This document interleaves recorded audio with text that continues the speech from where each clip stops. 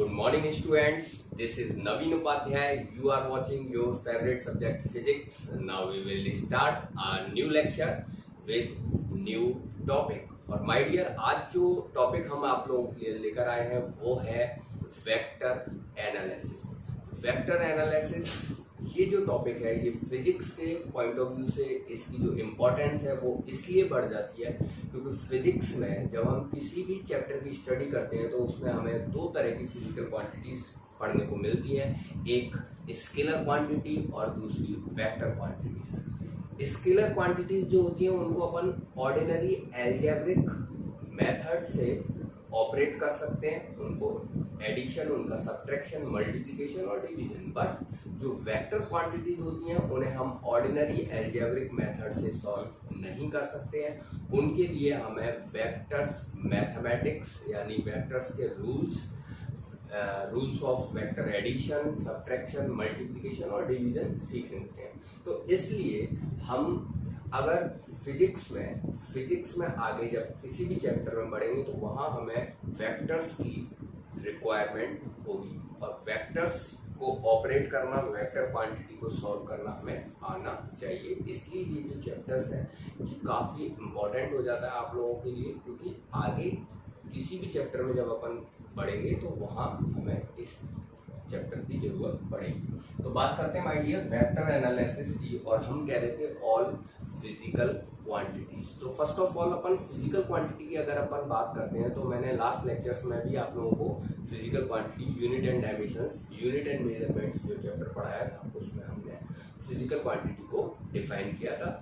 ऐसी कोई भी क्वांटिटी जिसको हम प्रैक्टिकली और थ्योरेटिकली मेजर कर सकते हैं और वो फिजिक्स के किसी भी रूल से डिस्क्राइब है तो वो क्वांटिटी फिजिकल क्वांटिटी होती है। और फिजिकल क्वांटिटीज को अपन ने वहाँ 3 पार्ट्स में डिवाइड कर रखा था। एक प्योर रेशियोज जिनमें ओनली मैग्नीट्यूड होता है, यूनिट्स नहीं होती है और डायरेक्शन भी नहीं होता है, केवल मैग्नीट्यूड होता है। ऐसी क्वांटिटीज जिनको अपन प्योर रेशियोज कहते हैं। और दूसरी जिनमें magnitude with units but direction less quantities जो होती हैं, ऐसी क्वांटिटीज को अपन स्केलर क्वांटिटी कहते हैं। और थर्ड जिनमें मैग्नीट्यूड, यूनिट और साथ में डायरेक्शन भी होता है, तो ऐसी क्वांटिटीज जो है वो वेक्टर क्वांटिटी हो सकती हैं। से मेरा मतलब है कि अगर डायरेक्शन के साथ साथ वो क्वांटिटी वेक्टर्स के रूल्स को फॉलो कर रही है, यानी कि उसको हम वेक्टर्स रूल्स के थ्रू सॉल्व कर रहे हैं, ना कि उसको ऑर्डिनरी एल्जेब्रिक रूल से। अगर डायरेक्शन है लेकिन उसको ऑर्डिनरी एल्जेब्रिक रूल से सॉल्व कर रहे हैं तो वो स्केलर क्वांटिटी होगी। तो माय डियर, इसलिए अपन वेक्टर्स के ऑपरेशंस को सीखने से पहले मैं थोड़ा सा आप लोगों को वेक्टर्स के बारे में बता देता हूँ। तो फर्स्ट ऑफ ऑल जो फिजिकल क्वांटिटीज हैं उनको अपन ने कितने पार्ट्स में डिवाइड कर रखा है? 2 पार्ट्स में डिवाइड कर रखा है, on the basis of direction and their जो सॉल्विंग प्रेसेज है उसके बेस पर। All physical quantities, all physical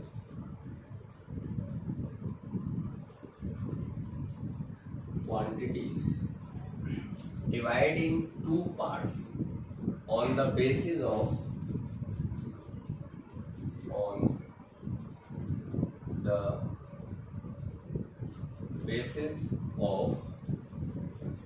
direction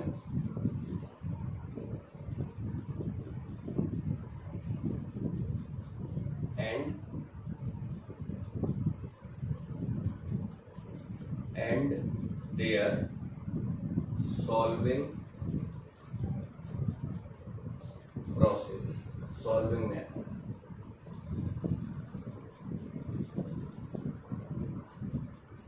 On the basis of direction and their solving methods. कितने पार्ट्स में अपन ने इसको डिवाइड कर रखा है? कितने पार्ट्स में डिवाइड कर रखा है? 2 पार्ट्स। और वो 2 पार्ट्स कौन कौन से हैं उनकी बात कर लेते हैं। तो सबसे पहले एक ग्रुप जो है वो हम लेते हैं, कौन सा? Magnitude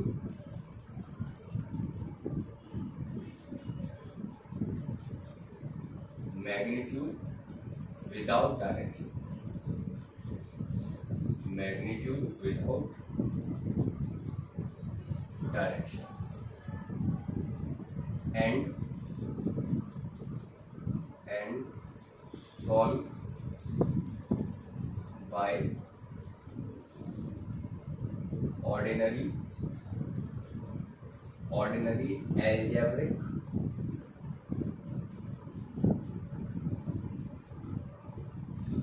ordinary algebraic rules, ordinary algebraic rules of mathematics। ठीक है, ये जो ग्रुप्स है magnitude without direction and solve by ordinary algebraic rules of mathematics. तो ये जो ग्रुप है, इस ग्रुप को अपन कहते हैं कौन सी quantity? Scalar quantity, scalar quantities. अब बात करते हैं दूसरे ग्रुप की, जिसमें हम वो क्वांटिटीज ले रहे हैं जिनमें मैग्नीट्यूड के साथ साथ डायरेक्शन भी है और उन्हें हम ऑर्डिनरी एल्जेब्रिक मेथड से या ऑर्डिनरी एल्जेब्रिक मैथमेटिकल रूल से उनको ऑपरेट नहीं कर सकते। उनके लिए हमें अलग से वेक्टर्स की वेक्टर्स जो रूल्स होते हैं उनकी रिक्वायरमेंट होती है। तो magnitude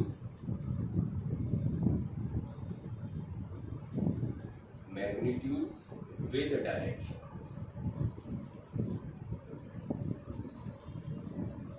magnitude with direction and solve by vector rules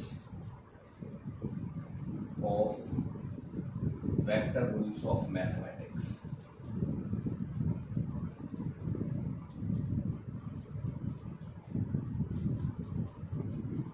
Vector rules of mathematics, magnitude with direction and solve by vector rules of mathematics। It is called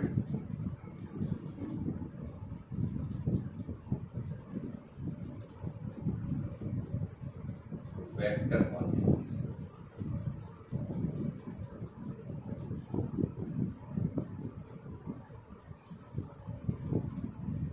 तो माय डियर, अब आपके समझ में आ रहा होगा कि जो क्वांटिटीज है, स्केलर क्वांटिटीज और वेक्टर क्वांटिटीज, तो बेसिक डिफरेंस क्या है? बेसिक डिफरेंस जो स्केलर क्वांटिटी है magnitude without direction and solve by ordinary algebraic mathematics, और magnitude with direction and solve by vector rules of mathematics. तो यहाँ पे जो आप देख रहे हो कि जो बेसिक डिफरेंस है, अपन ओनली डायरेक्शन के बेस पे ये डिसाइड नहीं कर सकते कि कौन सी क्वांटिटी स्केलर क्वांटिटी है और कौन सी क्वांटिटी वेक्टर क्वांटिटी है। इस बेस पे अपन डिसाइड नहीं कर सकते हैं। इसके लिए हमें देखना पड़ेगा कि वो जो क्वांटिटी है वो किस रूल से ऑपरेट हो रही है, वो ऑर्डिनरी एल्जेब्रिक रूल से ऑपरेट हो रही है या वेक्टर मैथमेटिक्स वेक्टर्स के रूल से ऑपरेट हो रही है। तो वो फिजिकल क्वांटिटी वेक्टर्स ग्रुप में आएगी। अच्छा, फॉर एग्जाम्पल अगर अपन बात करते हैं एग्जाम्पल्स की, तो वॉल्यूम, मास, डिस्टेंस, टाइम, स्पीड। वॉल्यूम हो गया, मास, टाइम, मास, डिस्टेंस। अच्छा, इधर मैं यहाँ लिख रहा हूँ, मास हो गया, time, distance, speed, work, power,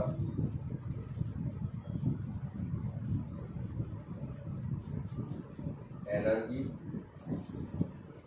ये सारी क्वांटिटियां, ये जितनी भी मैंने क्वांटिटी लिखी है, volume, mass, time, distance, speed, work, power, energy, temperature, अच्छा ये मैकेनिक्स की है। अच्छा अगर अपन बात करते हैं किसी चीज़ की मैकेनिक्स में, ये जो फिजिकल क्वांटिटीज है मैकेनिक्स की, ये आती हैं किसमें, स्केलर क्वांटिटीज में। और अगर अपन और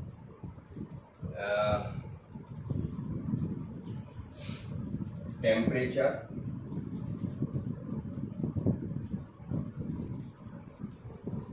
electric,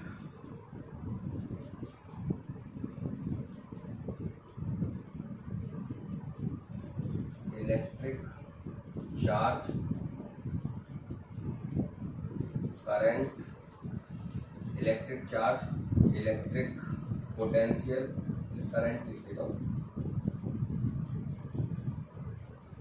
electric potential,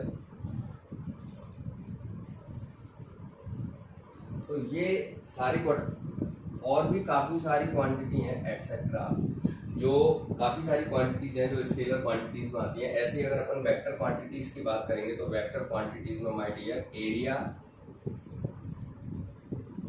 wait,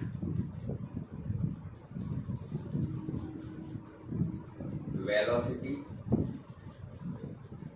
acceleration,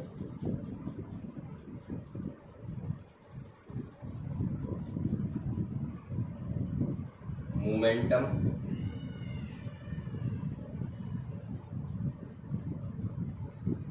force, angular momentum, अच्छा इम्पल्स और लिखिएगा मुझे यहाँ पे, impulse, angular momentum, velocity, angular velocity, angular acceleration, और सबसे बड़ी चीज जो एंगल है वो भी कैसी क्वांटिटी में आता है, स्केलर क्वांटिटी में आता है, सॉरी वेक्टर क्वांटिटी में आता है। तो जो रोटेशन से रिलेटेड क्वांटिटीज हैं, angular momentum, angular velocity, angular acceleration और एंगल, ये सारी क्वांटिटी, ये ऊपर जो क्वांटिटी दी है ये मैकेनिक्स से रिलेटेड थी, और ये जो है rigid dynamics, rigid body dynamics या अच्छा। और अगर अपन इलेक्ट्रिक की बात करते हैं तो इलेक्ट्रिक फोर्स एंड फील्ड, ये सारी क्वांटिटी आती है। और भी काफ़ी सारी क्वांटिटी हैं। तो आप फिजिक्स में आप सोच रहे होंगे कि हम इतनी सारी क्वांटिटी कैसे याद रखेंगे। तो माय डियर, आपको चैप्टर टू चैप्टर, जब हम कोई भी चैप्टर स्टार्ट करेंगे तो उस चैप्टर के अंदर जो भी फिजिकल क्वांटिटी आएगी वो हम वहाँ एक्सप्लेन करेंगे। वहाँ हम थ्योरेटिकली, प्रैक्टिकली और ग्राफिकली हर तरीके से उस क्वांटिटी को आपको एक्सप्लेन करेंगे कि ये क्वांटिटी स्केलर है तो क्यों है, और वेक्टर है तो क्यों है। तो इसका स्क्रीनशॉट लो और माय डियर आगे अपन बढ़ते हैं, फिर कुछ एग्जाम्पल्स के साथ देखेंगे। तो ये थोड़ा सा मैं इसको जूम कर दे रहा हूँ, अगर आपको देखने में प्रॉब्लम हो रही होगी तो ये लो, मैंने आपको इसको थोड़ा जूम कर दिया। अब मुझे लग रहा है शायद आपको, है ना। तो इसका स्क्रीनशॉट ले लें आप और फिर अपन आगे इसको लेते हैं, ठीक है। ये ठीक, इज दैट क्लियर? तो फटाफट से इनको डिफाइन कर देते हैं। Scalar quantities, the quantities which can be completely described by its magnitude without direction, magnitude without direction, and solved by ordinary algebraic rules of mathematics are called scalar quantities. For example, volume, mass, time, distance, speed, work, power, energy, temperature. और अगर अपन बात करते हैं electricity में तो electric charge और electric currents, ये सब आते हैं स्केलर क्वांटिटीज में। वेक्टर क्वांटिटीज को अगर अपन डिफाइन करते हैं तो दीज क्वांटिटीज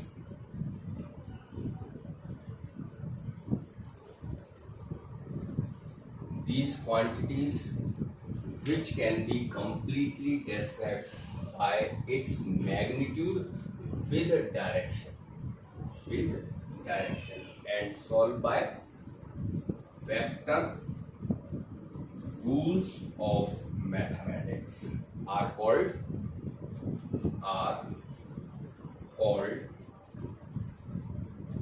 vector quantities.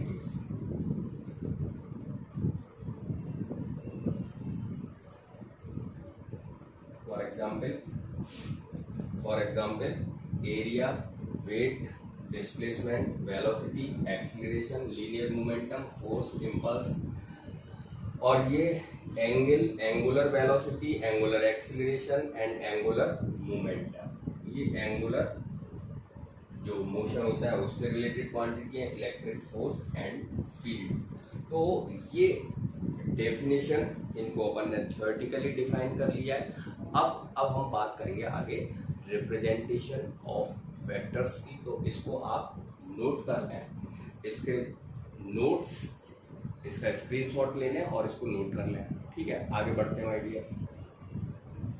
अब हम बात कर लेते हैं रिप्रेजेंटेशन ऑफ वेक्टर्स की। तो माय डियर, जो वेक्टर्स की जो रिप्रेजेंटेशन है वो वेक्टर्स को रीड और राइट करने का जो तरीका होता है, वेक्टर्स दिखने में और लिखने में क्या स्केलर क्वांटिटी जैसे ही होते हैं या कुछ डिफरेंट होते हैं। तो माय डियर, अगर जैसे मैं आप लोगों से कहता हूँ कि एक कोई भीड़ है और उस भीड़ में से कुछ एजुकेटेड और कुछ अनएजुकेटेड पर्सन अपन को अलग अलग करने, उस भीड़ में से हमें छांटने एजुकेटेड और अनएजुकेटेड पर्सन। तो आप क्या उस भीड़ में से सारे जो लोग उस भीड़ में जो तुम्हें दिखाई दे रहे हैं वो सारे एक जैसे होंगे, या उनमें से अपन कैसे डिसाइड करेंगे कि कुछ एजुकेटेड हैं और कुछ अनएजुकेटेड हैं। तो आप लोग देखोगे जो एजुकेटेड पर्सन है उसका जो ड्रेसिंग सेंस है, उसका जो बात करने का जो तरीका है, उसका जो चलने का तरीका है, वो टोटली डिफरेंट होता है किससे, अनएजुकेटेड पर्सन। उसकी जो रिप्रेजेंटेशन है वो टोटली डिफरेंट होती है अनएजुकेटेड पर्सन से। भीड़ में अनएजुकेटेड पर्सन आपको एकदम अलग दिखाई दे जाएगा। उसका ड्रेसिंग सेंस, उसका बोलने का तरीका, उसका चलने का तरीका एकदम डिफरेंट होगा। आप वहाँ उसको देख के बता सकते हो कि ये अनएजुकेटेड पर्सन है। ऐसे ही जो वेक्टर्स क्वांटिटी होती है, उन वेक्टर क्वांटिटी का लिखने का तरीका और दिखने का तरीका एकदम डिफरेंट होता है स्केलर क्वांटिटी से। हम देखते ही बता सकते हैं कि ये स्केलर है या वेक्टर्स है। तो जो वेक्टर्स क्वांटिटी है उनका जो रिप्रेजेंटेशन है वो मैथमेटिकली और ग्राफिकली दो तरीके से अपन कर सकते हैं। तो मैथमेटिकली अगर हम बात करते हैं तो mathematically it is represented by capital bold letter.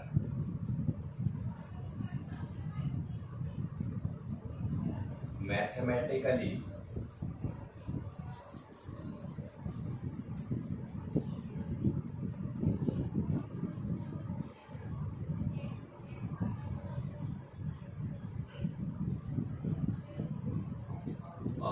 Vector quantity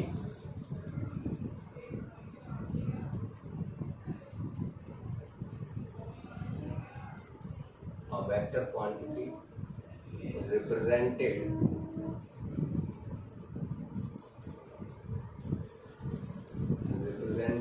by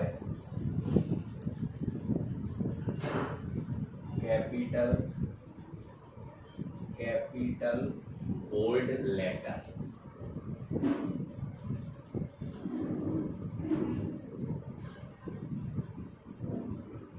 capital bold letter and arrow over on head, arrow over on head. हाँ, तो मैं क्या कह रहा था, mathematically a vector quantity represented by capital bold letter and arrow over on head, है ना। एक वेक्टर क्वांटिटी को अपन रिप्रेजेंट करते हैं कैपिटल बोल्ड लेटर से। Capital bold letter my dear, जैसे मैंने ये लिख दिया, ठीक है, और इसके सिर पे क्या लगा दिया, एम। तो ये जो क्वांटिटी है, ये क्वांटिटी अपनी हो जाएगी कौन सी क्वांटिटी, वेक्टर क्वांटिटी। देखो बुक्स में हो सकता है जो वेक्टर क्वांटिटीज हैं उनके ऊपर एरो लगा हुआ हो और नहीं भी लगा हो सकता है। अगर एरो नहीं लग रहा है तो वो फिर बोल्ड लेटर में लिखी होंगी। बोल्ड लेटर में अगर लिखी है तो जैसे मैंने लिख दिया 5 मीटर ईस्ट। माय डियर, 5 इसका मैग्नीट्यूड, यूनिट इसकी मीटर हो गई और डायरेक्शन हो गया इसका ईस्ट डायरेक्शन, ठीक है।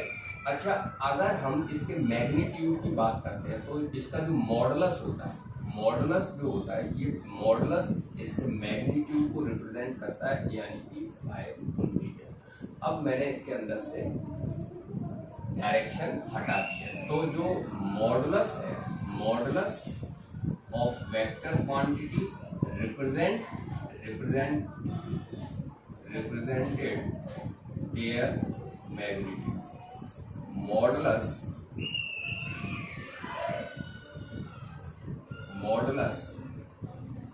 of any physical quantity, any vector quantity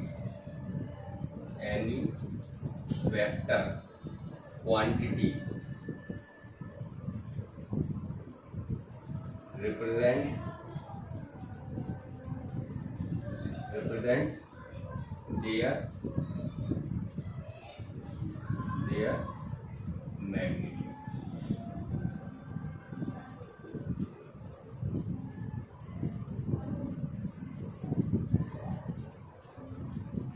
किसी भी वेक्टर क्वांटिटी का जो मॉडुलस होता है वो उसके मैग्नीट्यूड को रिप्रेजेंट करता है, उस वेक्टर क्वांटिटी के मैग्नीट्यूड। तो ये बात हो गई इस चीज की मैथमेटिकली। अब हम बात करते हैं ग्राफिकली।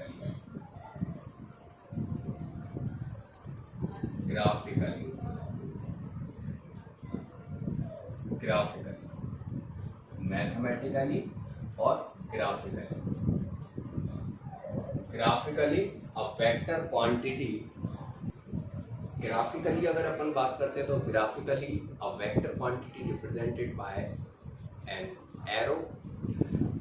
जो स्टार्टिंग पॉइंट होता है, जो टेल है, tail of arrow represent the starting point. देखो, एक एरो की जब अपन बात करते हैं तो एरो में स्टार्टिंग पॉइंट, दूसरा उसका हेड और थर्ड उसकी लेंथ।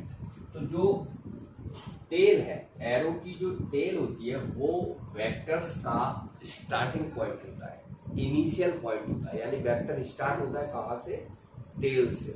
और वेक्टर्स का जो डायरेक्शन है, एरो का जो हेड, वो वेक्टर्स की डायरेक्शन बताता है कि डायरेक्शन, किस डायरेक्शन में वो वेक्टर्स काम करता है। तीसरा, जो एरो की जो लेंथ होती है वो वेक्टर्स के मैग्नीट्यूड को रिप्रेजेंट करती है। तो tail of arrow represent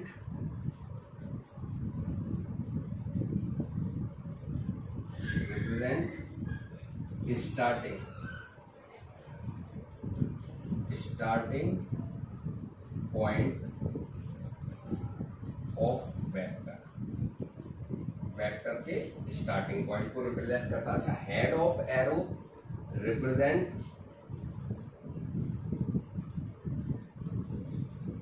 direction of direction of vector,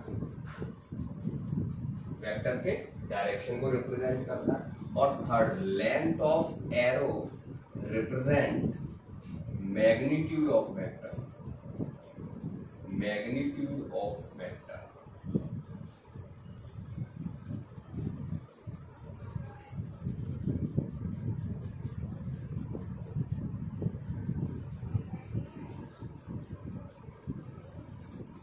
तो माय डियर, जो टेल है स्टार्टिंग पॉइंट यानी इनिशियल पॉइंट्स, और जो इसका हेड है वो हमें बताएगा डायरेक्शन ऑफ वेक्टर्स, और थर्ड पॉइंट जो है वो है आपका क्या, लेंथ ऑफ एरो, जो कि मैग्नीट्यूड बताती है किसका, वेक्टर का। तो एक वेक्टर को मैथमेटिकली रिप्रेजेंट करते हैं कैपिटल बोल्ड लेटर से, और उसका जो मॉडुलस होता है वो उस वेक्टर्स के मैग्नीट्यूड को रिप्रेजेंट करता है। और अगर हम ग्राफिकली बात करते हैं तो ग्राफिकली हम वेक्टर को रिप्रेजेंट करते हैं किससे, एरो से। और एरो का जो इनिशियल, एरो का जो एरो की जो टेल होती है वो वेक्टर्स का इनिशियल पॉइंट होता है, और हेड वेक्टर्स के डायरेक्शन को रिप्रेजेंट करता है, और लेंथ ऑफ एरो मैग्नीट्यूड को रिप्रेजेंट करती है, वेक्टर के मैग्नीट्यूड। तो अब हम देख लेते हैं एक एग्जाम्पल रिप्रेजेंटेशन पर बेस्ड, आप इसका स्क्रीनशॉट लें। तो माय डियर, मैंने यहाँ पर रिप्रेजेंटेशन पर बेस्ड एक क्वेश्चन ले रखा है। सिंपल क्वेश्चन है, a person initially displaced 4 metre in east direction, then 3 metre in north direction, and finally displaced 2 metre north east direction. Represent these displacement, these vectors graphically। तो सबसे पहले हम यहाँ क्या करेंगे, डायरेक्शन के लिए एक डायरेक्शन इंडिकेटर बना दे रहा हूँ मैं यहाँ पर। ये मैंने डायरेक्शन इंडिकेटर ले लिया,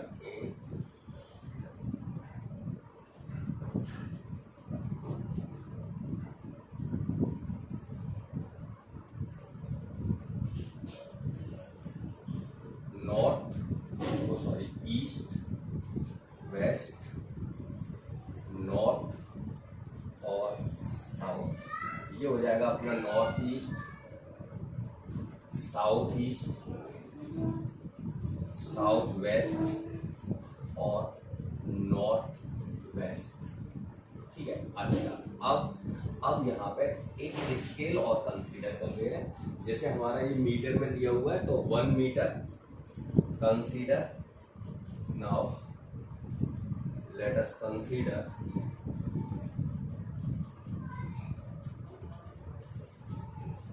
a scale